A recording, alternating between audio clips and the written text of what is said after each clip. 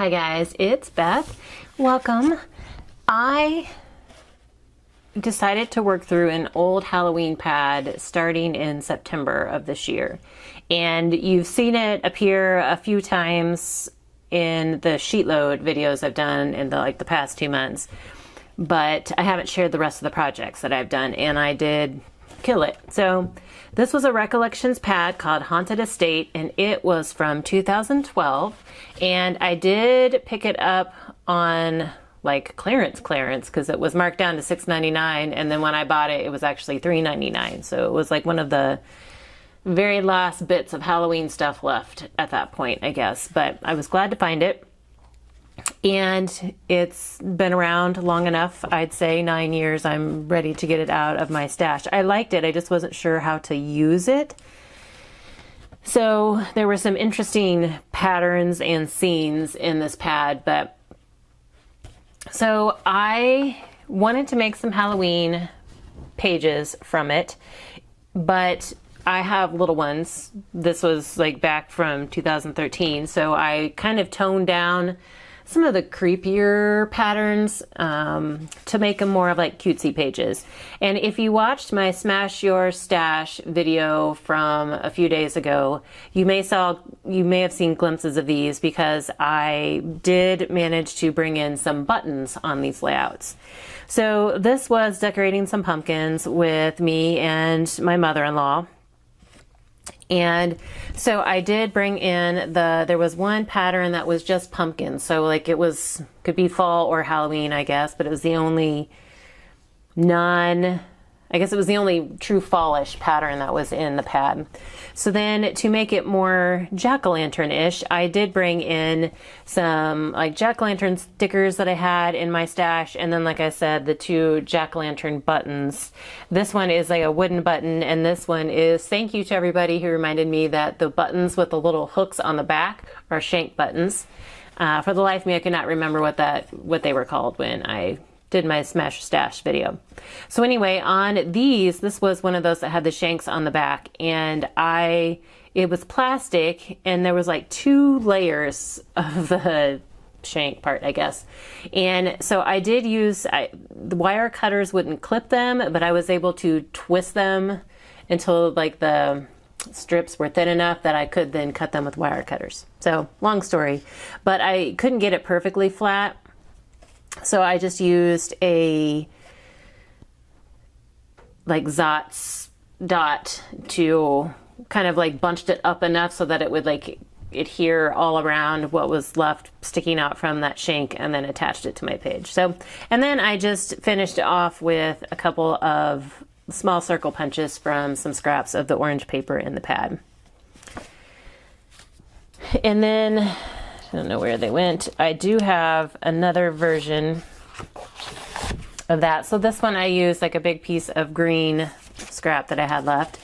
This one, it's the same type of layout because again, I make one for my album as well as one for both of my daughter's albums. So there are usually 3 versions of layouts in my house. And so same concept here. I managed to have another set of the jack-o'-lantern and the wooden pumpkin buttons. Used some different rub-ons for my title here, a different jack-o'-lantern sticker, and then brought in some more rub-ons here. These layouts helped me use up some old fall rub-ons that I had in my stash as well. And these kind of got out of order from my other collabs. But so this is one last version, and the last bit of the pumpkin paper, and then just brought in a purple, like bright purple background. There are spiders, kind of like tone-on-tone spiders in the background, but you don't necessarily notice it. Again, brought in some rub-ons. And then I had a scrap of this candy corn paper left that was in a triangle, so I just pulled it in down here just to kind of pull the orange across the paper. And then I also had a bit of this jack-o'-lantern border strip left, and so I just added it down here on the bottom. And I was out of the buttons that I had on the last 2 layouts, but on this one, it's like a ceramic button. So that is how I finished those off. And then I have another set of layouts from trick-or-treating. So like I said, there were a lot of scene papers in this pad, and I didn't necessarily want to totally cut them up in every case, or I didn't want to cover them up or ruin them, because they were kind of cool scenes. Like you had, this one was like a tree, like a shadowy tree with some bats and then a moon. And so I wanted to keep them, but tone down, like the bats and the owl, not really spooky, but kind of make them a little more cutesy. So I have my pictures here that I matted on some purple cardstock to kind of help them pop out from the green background. This pad also had a bunch of different label cutouts that you could do from like one sheet. So I went through, I think I did this either last year or the year before, thinking I was going to try and use this pad up. So I just sat down one night, watched some TV, and there were like 4 or 6 pages of like cutouts. And so I just fussy cut them all and stuck them in a baggie so that I would have them all cut out whenever I did sit down to work on this pad. So I have this label that I decided to add for my journaling. I have a label here, like with the black edges, and on top of that, I labeled this Spooky Night, Haunted Night, kind of as my title for the page. But I wanted it, because it had only a small purple border and then the green letters, I wanted it to pop off the page a little bit. And then down here, this was another label, like a scrolly label that I just cut into pieces and then wrote "Too Cute to Spook" down here. And then to kind of make the page a little more cutesy, I brought in these glitter bats with gemstone eyes. So, you know, a glitter bat with gemstone eyes can't be scary, right? And then I also brought in this little die cut cat that I had and added some glitter to it. So tried to play with the scene, but also cutesy it up a little bit. So this one is the same way. It just has an extra picture. Some things are in some different places, but it all used pretty much the same layout. And then for the third version of this particular event, I was out of this paper. There were only 2 of each sheet. So there was this paper with this couple walking down a street, and so I decided to go ahead and use it, and then added all my photos here on the right and back them on black this time. Brought in another label over here that kind of tucked behind some of the photos and added my journaling. And then here's another label, and then on top of that label I added this 31 cutout. And then this Halloween word is actually like a plastic button. It was in with the buttons, but there was no like shank or anything on the back. It was just the flat back. And then this was another little cutout that kind of matched the sign up here. So I just tucked it down here. Again, added some of those glitter bats and then a cat that's hanging out by the lamppost. So I had one other scene that I really wanted to use, but couldn't figure out how to actually incorporate photos on it. I was out of Halloween photos from the 2 years that I've been trying to work on. So I just made a scrapbook page without photos. I had fun just playing, adding embellishments, kind of reinforcing the scene. I added a phrase to it and thought, you know what? How often when you're scrapbooking pages chronologically, do you have a spot where you have a 1-page layout, but then the next event is a 2-page layout, and then you have like one side to fill? And I found that you can kind of fill them with some of these pages that are like a full page scene or a full page saying or something. And so I just decided to play this one up. And even if I don't need to fill it, I think it's cute and I will incorporate it into the girls' album. So the scene itself had the haunted house and a fence and the moon with these bats up here. So I brought in an extra bat coming out of the door down here. I brought in this kind of shadowed tree die cut that I had, and then this haunted estate was one of the cutouts from the pad. And then I used some black vinyl and cut out the phrase, "If you've got it, haunt it," because I thought that kind of fit with all the ghosts. And then because I felt like it was just kind of empty up here compared to everywhere else, I have a little bat stamp, and I just added some bats kind of off in the distance behind the chimney. So I did 2 of those. And like I said, it was actually kind of fun and freeing to scrapbook without actually scrapbooking any photos. So just something different to think about it if you are a scrapbooker and you have these 12 by 12 image pages that you're really not sure how to do. Save them and use them as filler pages in between like those 1-page and 2-page layouts that kind of don't quite line up right in your page protectors. So those were the layouts. And then I had some projects that I had already done when I was originally going to use it last year or the year before. I had made some of these envelopes. So last year, maybe it was last year that I did this, because last year I used a pad and a Halloween pad, and this is from that pad. And the pad was like a bunch of projects that you could cut out and make, and it had all the pieces. You just had to cut them out and then build the project. So it had these treat bags, and so I took this bag, and before I folded it up and created the bag, I traced it onto papers from this pad. And so that way it was kind of a template for me. And then I went ahead and made that bag. So these are the bags I made using the template from this other pad. These are made with papers from this pad. So then I brought in, there was a bunch of these tombstone cutouts, and so I went ahead and brought them in, and thought like I can use these as treat bags for our little Halloween party we're going to do this year with some friends.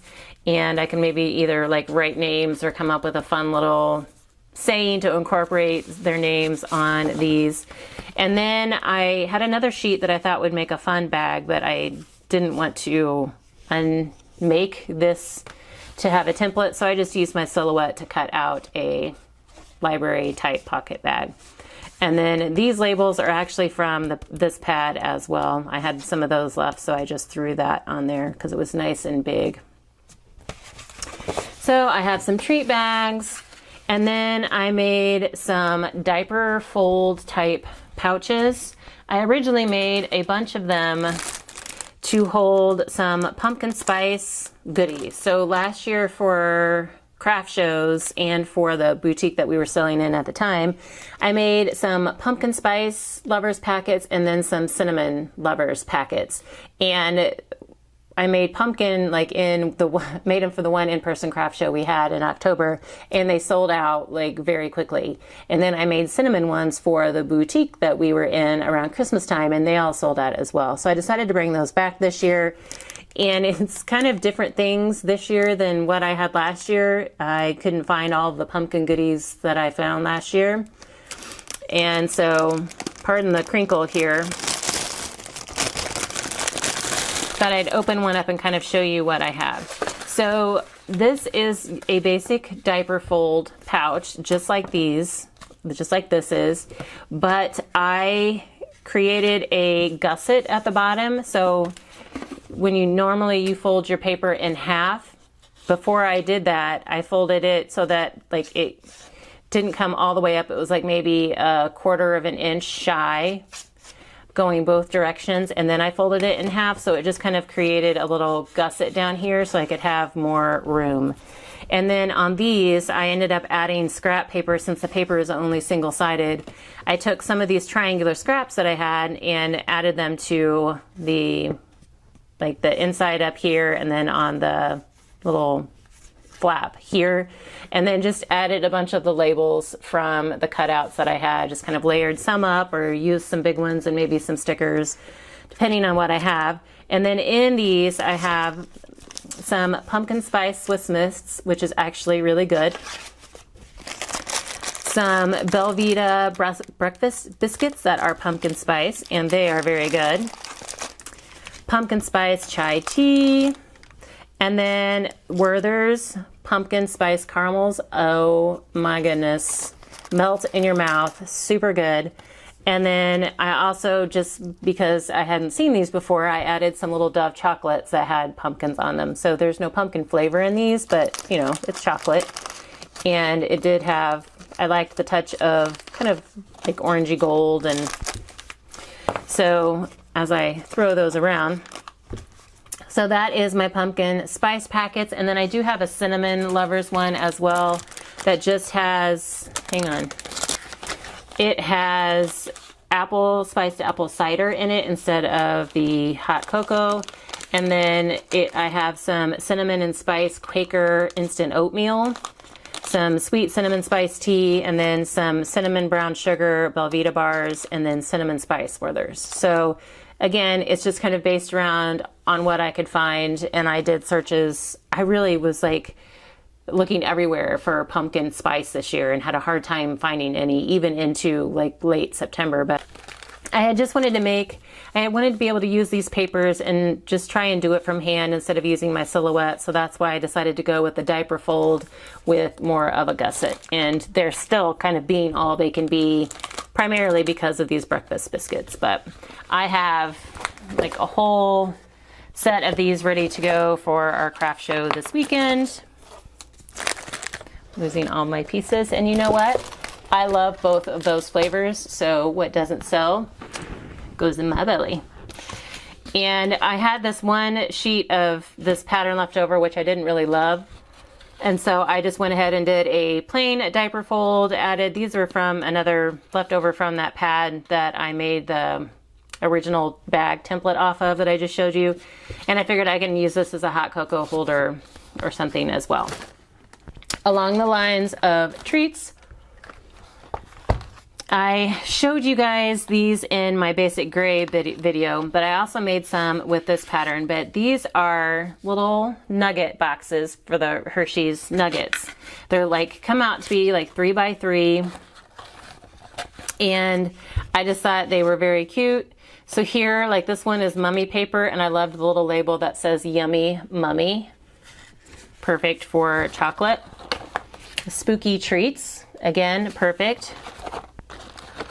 And then I kind of ran out of the cool word appropriate ones, and then just kind of went, this was just an embellishment I had in my stash. And then these little ghost stickers I had in my stash, thought I'd use those up. So that's another treat idea that I will put out tomorrow at our craft show. And then, gosh, what else? So I made cards. Oh, actually, I'll show kind of before I get to all the cards. These are some bookmarks that I think I had made last year with some scraps.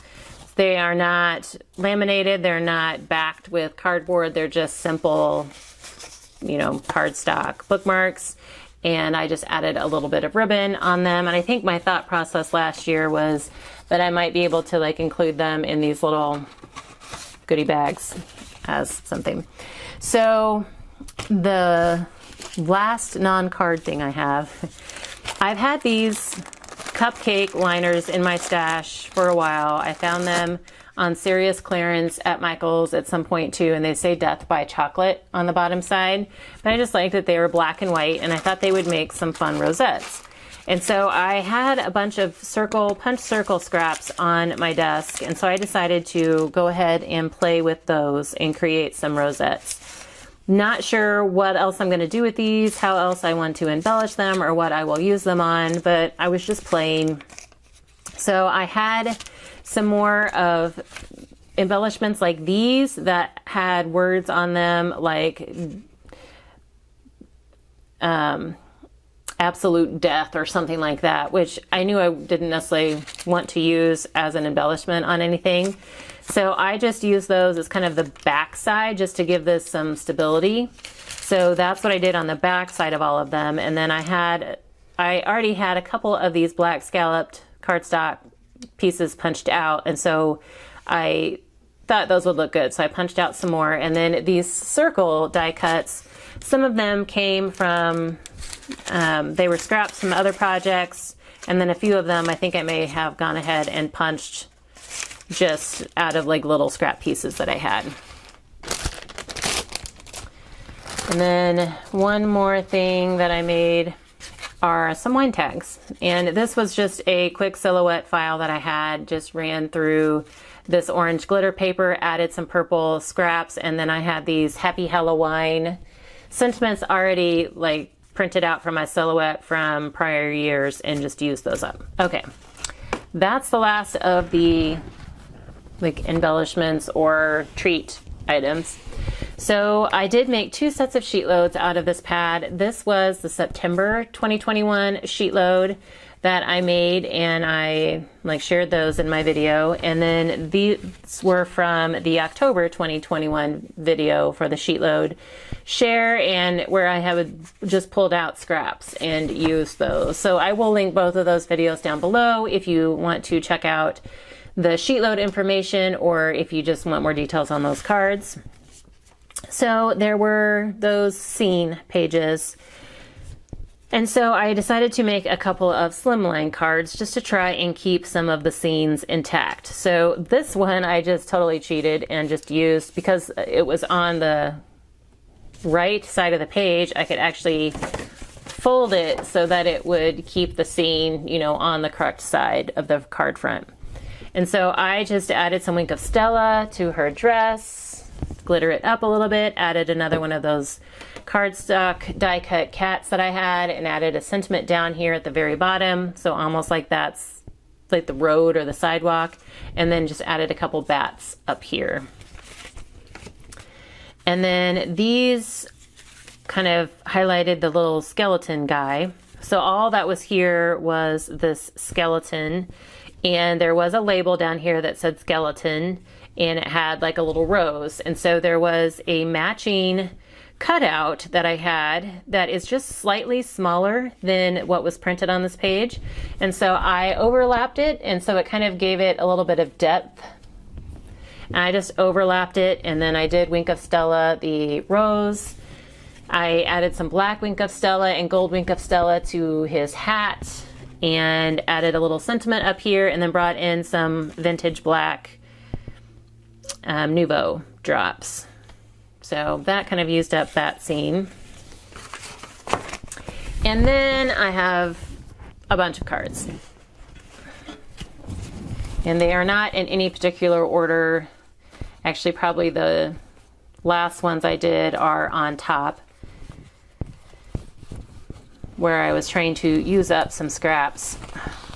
Gosh, just a big pile falling over. So this is a card sketch that I've kind of memorized, and I'll look up what the actual sketch name is and link it down. All the sketches will be in the description box below.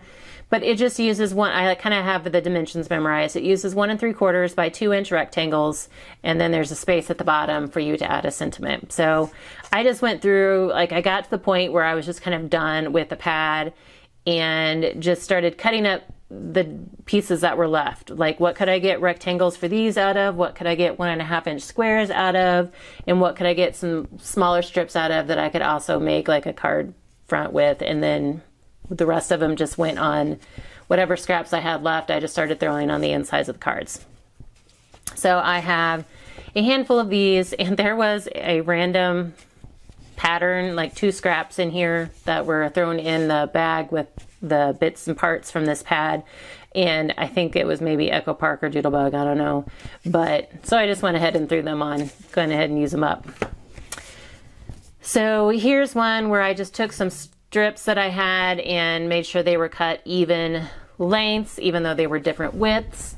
Added it onto the card mat and threw a strip that I had left on right behind it, and then added a sentiment. And actually, this is the back side of a strip scrap. I had a bunch of like thin strips left, and so I got to the point where I just turned it over and started stamping on it because I didn't love the patterns that were on the front side anyway. So this is, I don't even have to pull the sketch for this one anymore either, and most of you already know what it is because I use it all the time, but it's Operation Ride Home sketch number 154, and it basically uses 1.5 inch squares on a 3.5 inch square background. And so I did a whole bunch of these. Like I said, whatever I could cut down into squares this size, I did, and then just started combining them and adding some stickers. I used whatever strips I had left for the bottom down here, and then added sentiments. Here I added a little glitter spider. I used up some puffy stickers from I don't know if it was Recollections or the Paper Studio, but I brought those in just because they were fun. So here, instead of squares, I just used some more strips, but it's still kind of on that same size background rectangle, and then just another strip down here, and then used the owl, and I really wanted to get these little candy corn pieces used up from those puffy stickers, so I brought those in here too. Different variation on strips. Brought in another sticker from, I think that one was from Michael's. And then I had a whole bunch of little triangle pieces left, and so I just made some like corner pieces here to use up some of those scraps. And then on the inside of the cards, a lot of times I use like big triangle pieces as well to get those used up. Here, just a bunch of strips with a strip going down behind it in the middle, and then I brought in a silver sparkly web and spider. More strips, more triangular pieces just to kind of fill in the blank space, and then another spider sticker. And then I do have some sketches that I used.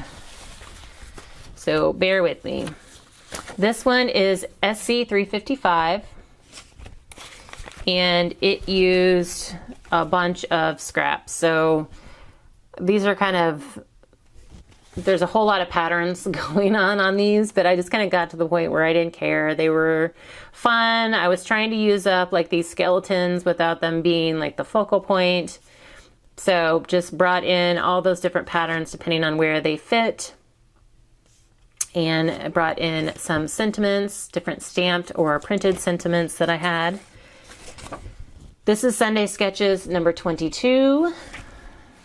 And I made a bunch of these in different variations. Again, I just went through and found what scraps I had that I could get close to a 3 by 4¼ inch rectangle out of. For the strip that goes across the bottom, I didn't necessarily worry that it was like 2 inches wide, just as long as it was, you know, close. And then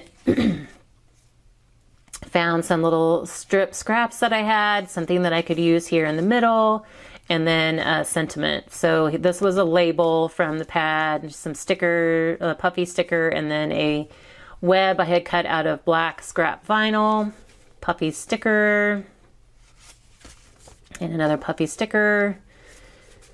So one thing that I always say is that just because you don't have the exact dimensions that a sketch calls for, like when you're working on the scraps at the end, you don't have to be that exact measurement. Like just anything that's close, just use up the scraps. Don't get so caught up in having the exact measurements of the card sketch sometimes. Here I just took, this is similar to the SC 355 sketch that I showed earlier. I think that's what the sketch was. Just uses a little bit different, a little bit less patterns. And then I was trying to use up this really long scrolly label and knew it had to go on a horizontal oriented card. So I just stamped Happy Meowween. I had to take my stamp and curve it a little bit to fit in the curve of that strip. This one, I just took one of these big labels, added a Frankenstein sticker that says, "To be frank, I love Halloween," and then added a purple strip that went behind it, and then thought it needed some more purple, so just brought in some little bitty purple paper punched circles down at the bottom. This was a ghost that I had cut from scrap vinyl, so I added it onto this label, kind of like it was, looks like it's in a mirror. And then this sentiment I had already printed out from my silhouette from last year that says "Boo to You." I stamped this little witch and just did some really basic coloring on her, and then stamped Best Witches. And I will link, I didn't bring it over. I will link the stamp set I used for a lot of my sentiments. I will link that in the description box below if I can find it anywhere still available. But so I brought in a strip of like the witches' hats and cauldrons, even though she's on spider kind of background paper, and this was like a huge label. So like she fit perfectly on there. This is that same huge label. I just turned it sideways here and used it on this bat pattern paper. This Happy Hunting is actually a rub-on, and then I added a vinyl bat up there just to kind of help fill in that space. This is Sweet Sunday sketch number 239. And again, a bunch of different variations of these. Just brought in some different patterns and like some longer sentiments that I had. This is another long label from the pad. And as much as I could, I used the patterned paper for the card mats as well, just to kind of help use the paper up. This is my favorite thing, sketch number 181. And I used some more stickers. I think this one came from Recollections. It was like a 3-sticker pack of these dimensional stickers, and it also had foam on the back, which I took off since they're already like fairly dimensional. But this one just says Happy Halloween and just batty about Halloween.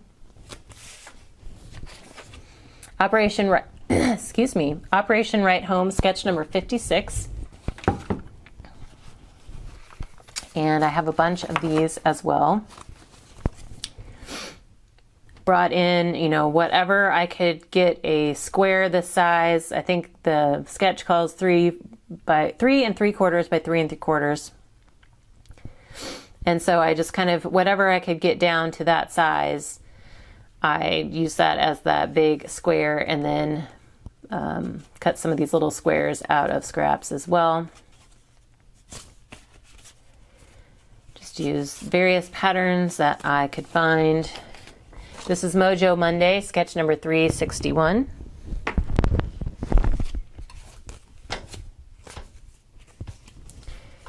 Here again, you know, whatever pieces I had that were big enough to be this 3 3/4 square piece back here, I did, and then these are 3 1/4 square.